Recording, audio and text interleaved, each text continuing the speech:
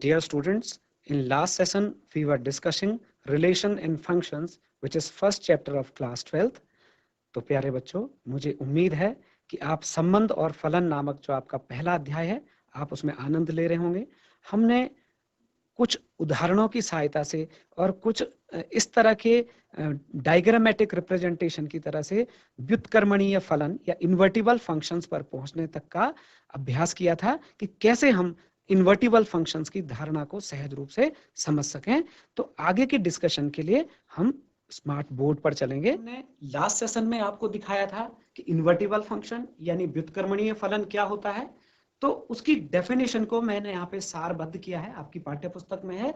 आप देखें कि एक function f such that x to y व्युत्क्रमणीय कहलाता है यदि इसी f के संगत हम एक फंक्शन डिफाइन कर सकें जिसको g कहते हैं और जो कि y से x पर हो, g such that y to x का अस्तित्व इस प्रकार है कि GOF की वैल्यू, ये जो GOF है इसकी वैल्यू हमारी I सबस्क्रिप्ट x के बराबर हो जाए, यानी GOF x पर तत्समक फलन हो जाए और साथ ही FOG जो है वो y पर तत्समक फलन I सबस्क्रिप्ट y हो जाए।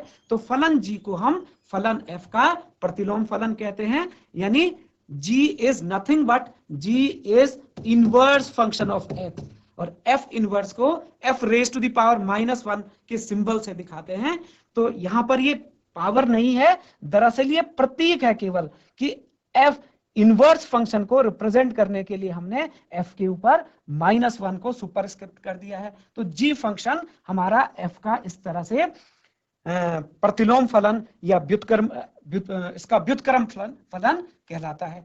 कल लास्ट सेशन में जब हम थे तो हमने आपको बोला था कि जो क्लू आपको उस सारे एग्जाम्पल से मिला होगा कि एक फंक्शन के व्युत्क्रमणीय होने की संभावना तब रहती है जबकि वो एकाकी आच्छादी हो।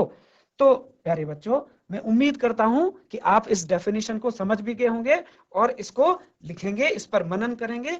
इसके हम अगले बिंदु पर चलें तो हम ये भी कह सकते हैं कि एक फंक्शन f व्युत्क्रमणीय है तो वो अनिवार्यतः, मतलब उसका पक्का है कि उसको एकाकी भी होना है और आच्छादक भी होना है। या मैं यूं कहूं कि अगर एक फंक्शन f इन्वर्टिबल है तो उसको बाइजेक्टिव होना ही होना है और साथ ही साथ इसका कन्वर्स भी ट्रू है, इसका विलोम कथन भी सत्य है कि यदि एक फलन f एकाकी और आच्छादक, एकाकी आच्छादी दोनों हो तो वो अनिवार्यतः व्युत्क्रमणीय या इन्वर्टिबल होता है।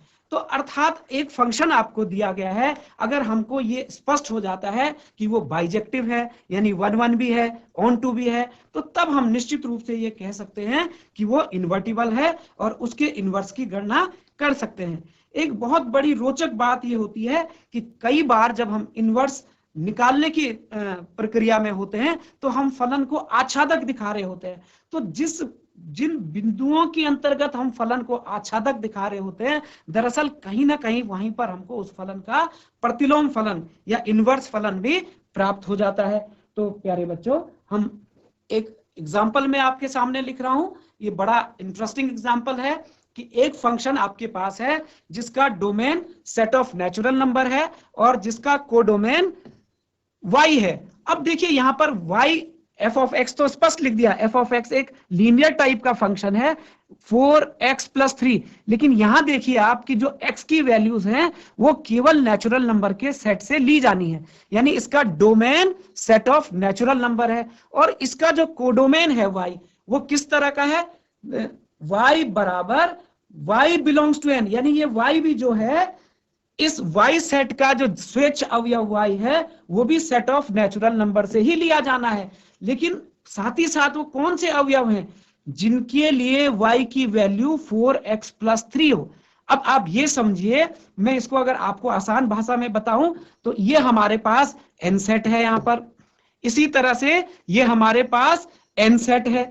अब जो y सेट बना है इसी n सेट के एलिमेंट्स में से बना है।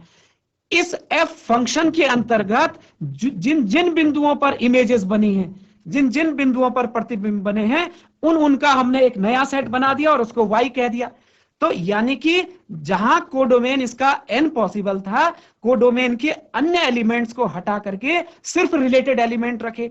तो जब मैं यहां पर कह देता हूं कि ये मेरे पास केवल यही सेट है प्यारे बच्चों, मतलब मेरे पास ये सेट y है, कैपिटल Y है, तो अब ये यहां एक भी एलिमेंट इस y में ऐसा नहीं है जो कि अनएसोसिएटेड हो। यानी अब हम निश्चित रूप से बड़े सहज ढंग से ये कह सकते हैं कि ये फंक्शन हमारा 1 1 भी है और ये फंक्शन हमारा ऑन टू भी है। तो इसको प्रदर्शित करने के लिए हम इसको किस तरह से हल करेंगे, इस पर देखते हैं प्यारे बच्चों। इसको सॉल्व करने के लिए हम ये काम कर सकते हैं। देखिए इसका प्रूफ किस तरह से होगा।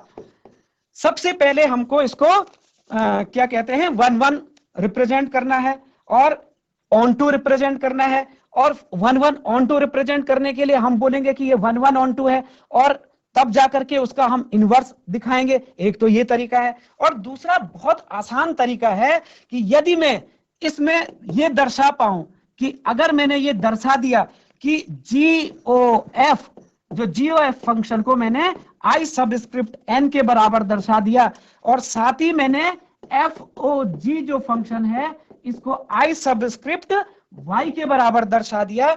इतना दिखाने मात्र से, यानी इन दो कथनों को सिद्ध करने मात्र से ये ऑटोमेटिक 1 1 भी हो जाएगा, ये ऑटोमेटिक ऑन टू भी हो जाएगा, और ये व्युत्क्रमणीय भी हो जाएगा, और हमारा व्युत्क्रम प्राप्त हो जाएगा।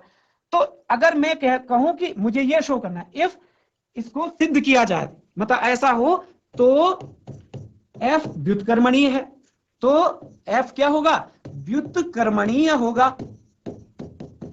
तो इसको व्युत्क्रमणीय होगा दर्शाने के लिए हम अपने कथन पे पुनः आते हैं कि हमने GOF निकालना है प्यारे बच्चों इसका। तो GOF किसके बराबर होगा, आप देखिए फंक्शन की डेफिनेशन से कि GOF ऑफ x सपोज करिए, तो ये हमारे पास हो जाएगा G of f of x। G of f of x का मतलब f ऑफ x की वैल्यू हमारी फंक्शन में दी है, f ऑफ x की वैल्यू है 4x प्लस 3। देखिए f ऑफ x की वैल्यू 4x प्लस 3, तो इसका g इमेज बनाना है। तो g देखिए g ऑफ 4x प्लस 3 आया, और g ऑफ 4x प्लस 3 का अब g इमेज बनाने के लिए हम क्या करें, इसके लिए मैं आपके सम्मुख एक स्टेप करके दिखाता हूं कि आपने देखा होगा कि हम f ऑफ x को सामान्यतया y कह देते हैं, और इस वाले उदाहरण में जो y की वैल्यू है हमारी वो 4x प्लस 3 के बराबर है। तो क्यों ना हम यहां पर, आप देखिए कि हमने y को x के रूप में व्यक्त करा है, अब हम x को y के रूप में व्यक्त कर दे। तो x को y के रूप में किस तरह से व्यक्त करेंगे, देखिए 4x equals to y minus 3, यानी कि हम देखेंगे कि ये किसके बराबर हो जाता है हमारा, x equals to y minus 3 upon 4। तो ये जो आया हमारा यहां पर x equals to y minus 3 के बराबर हो गया। अगर मैं ये कह दूं कि ये g ऑफ y है तो ये गलत नहीं है, बिल्कुल। x को जब हम y के रूप में व्यक्त करेंगे तो ये एक फंक्शन हो जाएगा, इसको हमने g ऑफ y कह दिया। तो अगर मैं वापस आऊं पिछले स्टेप पे, तो हमने देखा था g ऑफ 4x प्लस 3 निकालना है। तो यहां पर मुझे क्या कैलकुलेट करना है, आप देखो g ऑफ 4x प्लस 3, तो g ऑफ 4x प्लस 3 बड़े सहज रूप से हम कैलकुलेट कर सकते हैं।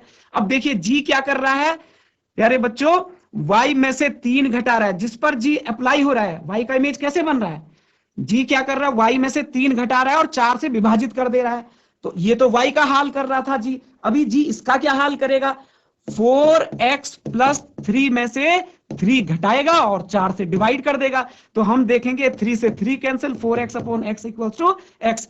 तो ये देखिए हमने स्टार्ट ये कहां से करा था, पिछली स्लाइड में आप देखेंगे हमारे पास GOF ऑफ x, और अब हमारे पास G of f of x क्या आ चुका है, G of f of x, ये हमारे पास आ गया x।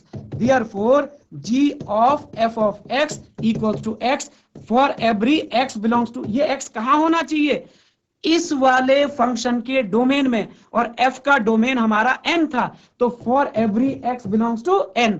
तो इसका मतलब अगर ये फंक्शन, ये जो GOF है, इसका x पर अप्लाई करने पर जीओ एफ ऑफ एक्स अगर एक्स हो रहा है, एक्स बिलोंग्स टू एन है, तो इसका मतलब कि जीओ एफ कुछ और नहीं है बल्कि ये आई सबस्क्रिप्ट एन के बराबर है, यानी ये एन पर तत्समक फलन है, आइडेंटिटी फंक्शन ऑन एन है। तो एक स्टेप हमने दर्शा दिया। इसके बाद अभी हमको क्या दिखाना है, अब दूसरा चरण जो है वो हम अब दर्शाते हैं एफओजी। एफओजी बराबर दर्शाना है हमको आई सबस्क्रिप्ट वाई के बराबर। तो एफओजी पर आते हैं। ये ध्यान देंगे कि एफ ऑफ एक्स हमने पूर्व में लिखा है, आपके प्रश्न में दिया गया है कि ये 4x प्लस 3 के बराबर है। और जो g ऑफ y आया है अभी हमारे पास, इससे पूर्व की स्लाइड में g ऑफ y की वैल्यू क्या थी, y माइनस 3/4। तो ये थी y माइनस 3/4। तो अब इसी तर्ज पर हम एफओजी निकालते हैं। तो FOG of, now we are going to calculate FOG of X. आप यहां x लिखें y लिखें डजंट मैटर। तो ये हमारे पास हो गया f of g of x। अब पहले g ऑफ x की वैल्यू रख देते हैं। This is f of g of y का क्या हस्र हुआ, y माइनस 3/4। तो x का क्या हस्र होगा, g x का क्या हस्र करेगा, x माइनस 3/4। तो g ऑफ x की वैल्यू रख दी। अब इसका हमको f प्रतिबिंब बनाना है, f के अंतर्गत इमेज बनाना है। तो f क्या करता है, जिस पर x का क्या हश्र करता है, 4 से गुणा करता है, 3 जोड़ देता है। तो 4 से गुणा करेगा, 4 इंटू एक्स माइनस 3/4 प्लस 3 और ऐड कर देगा। तो हम 4 से 4 कैंसिल कर सकते हैं। हम देखेंगे कि ये भी हमारा x आ गया प्यारे बच्चों। तो इसलिए हमने देखा कि एफ ओ जी की वैल्यू x के बराबर आई। यहां x कहां बिलोंग करेगा, for every x belongs to, बड़े आसानी से आप देख सकते हैं x यहां बिलोंग करेगा इसके डोमेन में, और g का डोमेन क्या है, y। g का डोमेन y है, तो FOG किसके बराबर हो गया, i सबस्क्रिप्ट y के बराबर। FOG जो फंक्शन है वो y पर तत्समक फलन हो गया है। तो FOG IY हो गया।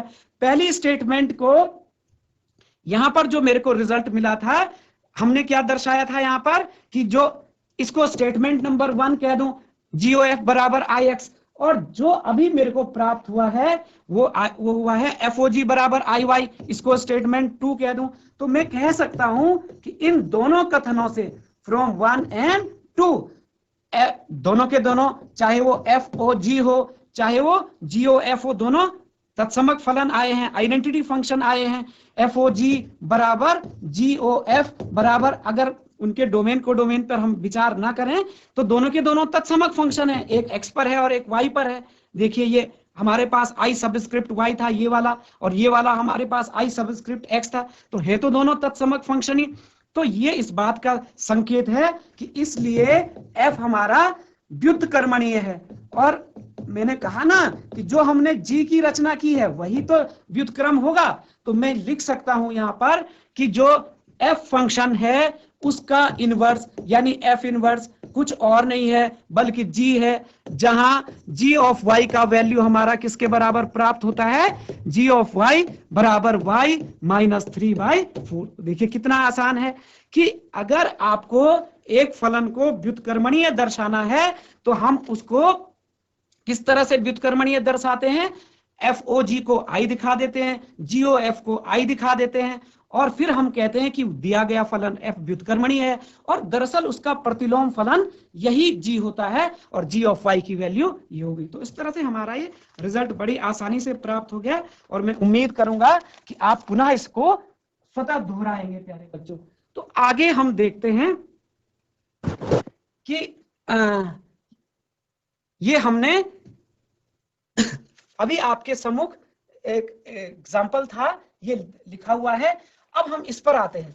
हमने आपके सम्मुख 3 फलन लिखे हुए हैं, आप ध्यान दीजिए। एक फंक्शन है f जो कि सेट ऑफ नेचुरल नंबर से सेट ऑफ नेचुरल नंबर के ऊपर है, दूसरा भी सेट ऑफ नेचुरल नंबर से सेट ऑफ नेचुरल नंबर के ऊपर, और तीसरा भी सेट ऑफ नेचुरल नंबर। तो जब सबके डोमेन को डोमेन n है तो हम सबको कॉमन n कह सकते हैं प्यारे बच्चों। तो इन 3 फंक्शन पर विचार करना है। f ऑफ x की वैल्यू 2x के बराबर है, g ऑफ y की वैल्यू 3y प्लस 4 के बराबर है, और h ऑफ z की वैल्यू sin z के बराबर है। देखिए आप x y z, मैं पहले कह रहा हूं तीनों n है तो बिलोंग्स टू n हो गया। तो हमको क्या दिखाना है, HOGOF बराबर HOGOF। प्यारे बच्चों, अगर आप विचार करो कि हम वास्तविक संख्याओं के संदर्भ में देखते थे कि क्या वो जोड़ की संक्रिया के लिए साहचर्य नियम का पालन करती हैं, तो अगर 3 वास्तविक संख्याएं मैं ले लूं तो मैं कहता हूं x plus Y plus Z बराबर x plus Y plus Z. अर्थात वास्तविक संख्याएं जो हैं वो योग की संक्रिया के लिए साहचर्य नियम का पालन कर रही है। यहाँ देखिए कोष्टक पहले 2 पे है और यहाँ कोष्टक यानी यहाँ पहले एक्स वाई में जोड़ा गया तब जेड जोड़ा गया है, और यहाँ पहले राइट साइड से वाई और जेड जोड़ा गया है उसमें एक्स जोड़ा गया है। तो प्यारे बच्चों, इसी नियम को हम साहचर्य नियम कहते हैं। तो इसी की तर्ज पे मैं कह दूं कि ये नियम भी है आपके पास कि पहले यहाँ जी और एफ का संयोजन हो रहा है और यहाँ पहले दाएं तरफ पहले एच और जी का संयोजन हो रहा है, यानी संयोजन की अभिक्रिया में आप सहचर्यता के गुण को देख रहे होंगे इसके माध्यम से। तो ये उदाहरण जो है दरअसल ये एक प्रमेय का आधार तैयार करेगा और जिस प्रकार हम इसको सिद्ध कर रहे होंगे वो स्वतः आपकी एक प्रमेय का ही रूप होगा प्यारे बच्चों। तो इसके बाएं पक्ष पर आते हैं। देखिए प्यारे बच्चों, बायां पक्ष है हमारे पास यहाँ पर HOGOF, GOF पर ब्रैकेट लगा है। अब इसकी वैल्यू क्या बनती है, जब तक कि हम कोई डोमेन एलिमेंट ना ले लें हम इसका आगे विश्लेषण नहीं कर सकते। तो मैंने x इमेज देखी, मतलब ये 3 फलनों का संयोजन हो गया, तो इसकी x इमेज देख रहा हूं मैं, HOGOF ऑफ, है ना। तो अब आप देखिए हम क्या करते हैं यहाँ पे, इसमें h ऑफ करा, h ऑफ, और प्यारे बच्चों ये हो गया GOF ऑफ x। आप देख रहे होंगे कि पहले मैं x प्रतिबिंब GOF के द्वारा बना रहा हूं क्योंकि G और F का संयोजन होके एक हो चुका है, तो इसका x का प्रतिबिंब GOF क्या बनाता है, देखिए ब्रैकेट का ही इसमें रोल है, ये यहां पर हो गया। और इसको हम क्या कह सकते हैं, h of G of F के बारे में हम पहले से जानते हैं कि ये हो जाएगा G of F of x। तो प्यारे बच्चों, इसी तरह से हम अगर इनका मान स्थापित करें यहां पर, तो h ऑफ, देखिए सबसे पहले G of f of x की वैल्यू रखनी पड़ेगी। तो f ऑफ x क्या था हमारा, f ऑफ x की वैल्यू देखिए हमने 2x रखी हुई है, तो x इसकी जगह मैंने रख लिया fx की वैल्यू 2x। अब इसका इमेज g के अंतर्गत बनाना है कि g 2x का क्या करेगा, g 2x की इमेज कहां बनाएगा। तो देखिए g 2x की इमेज कहां बनाता है, g y की इमेज बनाता है 3y प्लस 4 पर, तो y के स्थान पर यहां 2x आ गया, तो ये क्या हो जाएगा h ऑफ gy। अब देखिए ये नेचुरली 3 इंटू 2x प्लस 4 हो जाएगा। 3 इंटू 2x प्लस 4 का मतलब है h ऑफ 3 2 6x प्लस 4 हो गया। अब इसका h इमेज बनाना है। h इमेज क्या करता है प्यारे बच्चों, h इमेज आप देखिए h साइन बना दे रहा है, h जहां भी लग रहा है यहाँ पे देखिए h ऑफ z बराबर साइन z लिखा है हमने, तो z का साइन z बना रहा है, तो इसका क्या बनाएगा, sine of 6x plus 4, sine of 6x plus 4 आ गया। अब हम इसके दाएं पक्ष पर चलें, राइट हैंड साइड क्या है प्यारे बच्चों, इसका right hand side equals to HOG, पहले h और g का संयोजन, तब उसके साथ दाएं से f का संयोजन। आप ये भी जानते हैं कि फलनों का संयोजन की अभिक्रिया या संक्रिया क्रम विनिमय नहीं होती, तो दाएं बाएं का बड़ा मायना रखता है, पहले h और g का फिर f का। तो इसमें भी जब तक कि हम कोई डोमेन एलिमेंट ना ले लें इसका भी कोई मायना नहीं है। तो हम यहाँ पर देखेंगे कि क्या करेंगे, हम यहाँ पर पहले इसकी h इमेज बनेगी, देखिए HOG of f of x बन जाएगा, ये देखिए HOG of f of x, अर्थात पहले f के द्वारा प्रतिबिंब बना x का, ये देखिए f के द्वारा पहले, तो f ने क्या करना है, इसका f क्या करेगा x का, हमने f के बारे में सबसे पहले ऊपर लिखा है 2x कर देगा ये, तो ये आ गया हमारा HOG of f of x की वैल्यू रखी प्यारे बच्चों, तो वो हो गई हमारी 2x के बराबर। अब यही राशि HOG ऑफ 2x में नेक्स्ट पेज में लिख देता हूं, तो आप देखिए ये आ गया हमारा HOG ऑफ 2x। अब 2x का अब फिर HOG लगेगा इस पे, यानी h of g of 2x, और g फंक्शन क्या था प्यारे बच्चों, g क्या कर रहा है, y को 3 से गुणा करके 4 जोड़ दे रहा है, तो 2x का क्या करेगा, 3 से गुणा करेगा 3 से गुणा करेगा और 4 जोड़ देगा, ये तो जी ने करा। और अभी हमने इसकी एच इमेज निकालनी है, यानी ये हो गया h ऑफ 3 2 जा 6x प्लस 4। अब आप इसका h प्रतिबिंब बनाएं तो h क्या करता है, h केवल उसका साइन कर देता है, साइन फंक्शन बना देता है उसको। तो साइन ऑफ 6x प्लस 4 हमारा इस तरह से प्राप्त हुआ। तो अगर मैं पिछले स्लाइड के रिजल्ट को देखूं तो यहां भी साइन 6x प्लस 4 आया है, देखिए। और इस वाली स्लाइड के रिजल्ट को देखूं तो यहां भी हमारे पास साइन 6x प्लस 4 आया है। तो यानी मैं एक रिजल्ट पे कंक्लूड कर सकता हूं, अब मैं दावे के साथ कह सकता हूं कि जो हमारा HOGOF होगा वो किसके बराबर होगा, HOGOF के बराबर होगा। तो ये जो इस उदाहरण के माध्यम से सत्यापन हुआ है, दरअसल प्रमेय 1 के रूप में ये आपकी पाठ्य पुस्तक में है। मैं उम्मीद करूंगा कि आपको प्रमेय को पृथक से समझने की आवश्यकता नहीं है, क्योंकि वहां आप x किसी भी एलिमेंट को ले लेंगे। मान लीजिए आप FGH तीनों को रियल फंक्शन मानते हैं, सबके डोमेन को डोमेन रियल नंबर्स हैं, यानी R सेट है, तो आप कोई भी x लेकर के इसका सत्यापन कर सकते हैं। तो मैं समझता हूं कि आपकी जो साहचर्यता का वाला गुण है संक्रियाओं के लिए, वो कहीं ना कहीं यहाँ फंक्शंस में हम देख पा रहे हैं। तो प्यारे बच्चों, एक प्रमेय 2 करके बहुत महत्वपूर्ण प्रमेय आपकी पाठ्य पुस्तक में है। ये क्या है कि यदि 2 व्युत्क्रमणीय फलन है हमारे पास, x f कहां से कहां है, x से y में, और g है y से z में। 2 पृथक पृथक व्युत्क्रमणीय फलन है। देखिए अगर f हमारा x से y में व्युत्क्रमणीय है तो क्या होगा प्यारे बच्चों कि f का व्युत्क्रम मान लो f इनवर्स हो गया, f का व्युत्क्रम मान लीजिए f इनवर्स हो गया, तो हम क्या कहेंगे, f इनवर्स का मान दावे के साथ I कहा जा सकता है, और f इनवर्स OF का मान भी ये हम I कह सकते हैं। अब वो I सबस्क्रिप्ट क्या होगा, वो इसका डोमेन तय करता है। यहां पर इसका डोमेन तय करेगा कि I सबस्क्रिप्ट क्या लगेगा, यहां पर इसका डोमेन तय करेगा कि I सबस्क्रिप्ट क्या लगेगा। ये आप समझ चुके हैं। इसी तरह से यदि हमारा जो G फंक्शन है जो कि y से z में है, ये भी व्युत्क्रमणीय है, तो व्युत्क्रमणीय की शर्त के आधार पर हम ये कह सकते हैं कि G इनवर्स, जैसे प्यारे बच्चों इसमें f इनवर्स कहां से कहां होगा, f इनवर्स हमारा y से x में होगा, तो यहां पर G इनवर्स हमारा कहां से कहां होगा, z से x में होगा। तो हम दावे के साथ कह सकते हैं कि G इनवर्स भी हमारा I के बराबर होगा, और f क्या कहते हैं, G इनवर्स OG भी हमारा I के बराबर होगा। तो बड़े सहज रिजल्ट है प्यारे बच्चों ये।